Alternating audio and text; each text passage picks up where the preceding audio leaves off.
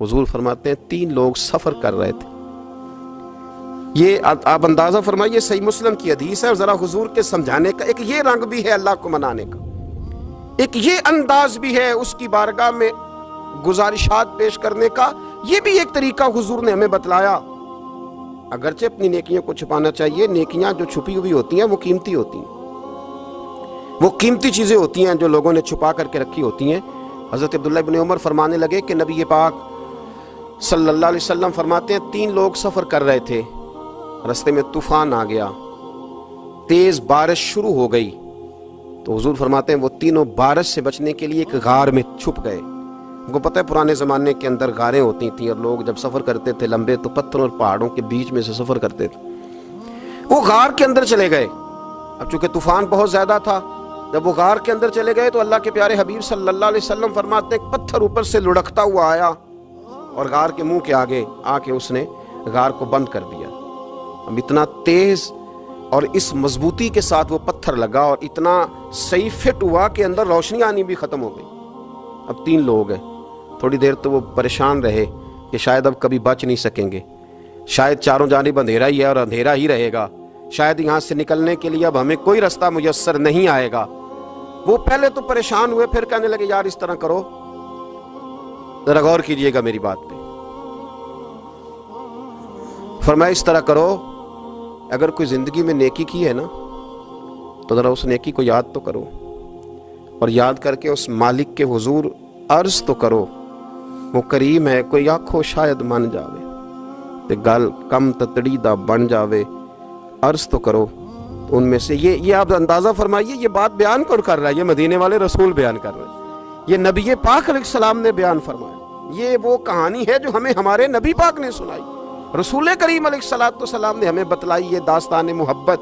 हुजूर फरमाने लगे एक ने उनमें से हाथ उठाए और उसने अंदाज क्या छेड़ा, अर्ज करने लगा अल्लाह तू जानता है ना मैंने बकरियां रखी हैं, मैं गरीब हूँ, मजदूर हूँ, और मालिक तू ये भी जानता है कि मेरे बच्चे भी हैं, बीवी भी है, पर मैं जब भी घर लौटा हूँ तो दूध मैंने बच्चों और बीवी को पहले नहीं दिया, बूढ़े माँ बाप को पहले दिया।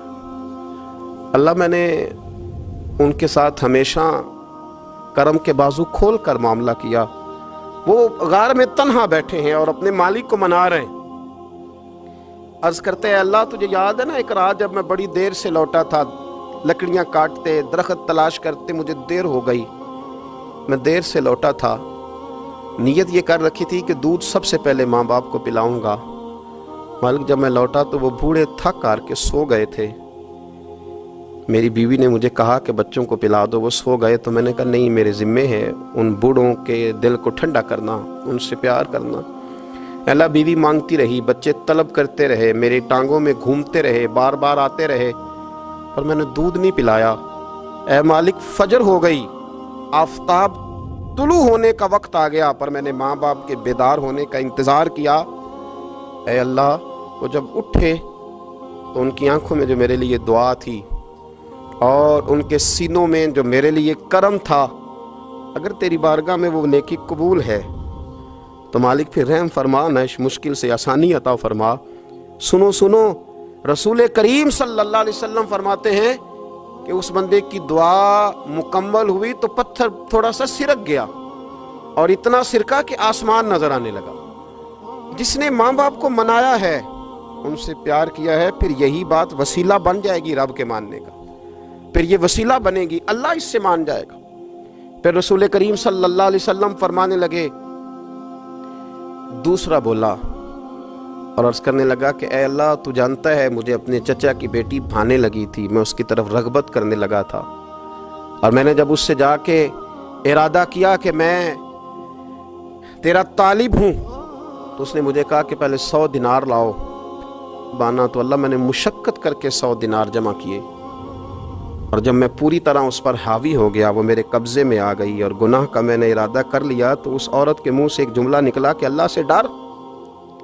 ऐ मालिक वो मेरे कब्जे में थी, ऐ अल्लाह मैं गुनाह पर कादिर था, मैं चाहता तो गुनाह कर लेता, लेकिन जब उसने तेरा नाम लेके कहा ना कि अल्लाह से डर, अल्लाह मैं डर गया, मैं उसे छोड़ के आ गया। अगर तुझे ये बात पसंद है तो फिर निकाल देना इस मुश्किल से, फिर कर देना करम, اللہ میری بھی تو چڑھتی جوانی تھی نا، میں بھی تو سب کچھ کر سکتا تھا، پر تیرے لیے، تیری خاطر میں لذت گناہ سے باز رہا تو اللہ تو رحمت فرما دے۔ حضور فرماتے ہیں اس کی دعا مکمل ہوئی تھی کہ پتھر تھوڑا اور سرک گیا۔ پھر تیسرا بولا اور اس نے بول کے کہا، اے اللہ ایک مزدور کو، ایک دیہڑی دار کو، ایک غریب کو میں نے کام پہ رکھا ہوا تھا، یہ تیرا اور میرا راز ہے اللہ۔ وہ مزدور، وہ دیہڑی دار میرے پاس کام پہ لگا تھا، کچھ چاول میں نے اس کی اجرت مقرر کر دی کہ تو کام مکمل کرے گا تو میں تجھے دوں گا۔ اور جب اجرت لینے کا وقت آیا تو وہ بگڑ کر ناراض ہو کر چلا گیا، میں اسے ڈھونڈتا رہا، وہ مجھے ملا نہیں۔ میں نے اس کے چاولوں کی قیمت کاروبار میں انویسٹ کر دی، اس کا تھوڑا سا سرمایہ پر میں نے کھایا نہیں۔ پھر وہ اس سے میں کاروبار کرتا رہا اور اتنا کاروبار کیا کہ بہت ساری گائیں اور ان کے چرواہے تیار ہو گئے۔ وہ سالوں کے بعد لوٹا، میں نے اس غریب کا مال کھایا نہیں بلکہ بڑھایا، محفوظ کر کے رکھا۔ وہ سالوں کے بعد لوٹا اور کہنے لگا میرا مال، تو میں نے کہا وہ ساری گائیں تیری ہیں، وہ چرواہا تیرا ہے، یہ سارا کچھ تیرا ہے۔ تو کہنے لگا تو مجھ سے مذاق کرتا ہے، میں غریب کہاں اور گاؤں اتنی بڑی گائیں کہاں، تو مذاق کرتا ہے؟ تو میں نے کہا مذاق نہیں، میں نے اپنے رب سے ڈر کے تیرے مال کی حفاظت کی، یہ تیرا ہے۔ اے اللہ میں کھا بھی تو سکتا تھا نا، پر تجھ سے ڈر کر میں نے وہ سارا محفوظ رکھا۔ اللہ اگر تجھے میری یہ ادا پسند ہے تو پھر آج مان جانا، آج راضی ہو جا۔ اللہ کے رسول فرماتے ہیں اس کی دعا مکمل ہوئی تھی کہ پتھر لڑکا اور ان کے لیے رستہ بن گیا۔ وہ باہر آ گئے تو حضور نے ہمیں بتلایا کہ وہ تمہاری نیکیاں جو چھپی ہوئی ہیں، وہ تمہاری نیکیاں جو تم نے خالص اللہ کی رضا کے لیے کی ہیں، ان نیکیوں، ان اعمال کا وسیلہ بھی تمہارے رب کے ماننے کا ذریعہ بن جائے گا۔ اس کو منایا جائے، اس کی حضور حاضری دی جائے، اس سے بخشش کا سوال کیا جائے، اس کی بارگاہ میں یہ گزارش کی جائے کہ اللہ غریبوں، مجبوروں، کمزوروں اور ان لوگوں کے صدقے جو اللہ رستہ دیکھ رہے ہیں کہ رستہ کب کھلے گا، جو تیری بارگاہ کرم کے سوالی ہیں، ان کے صدقے تو رحم فرما۔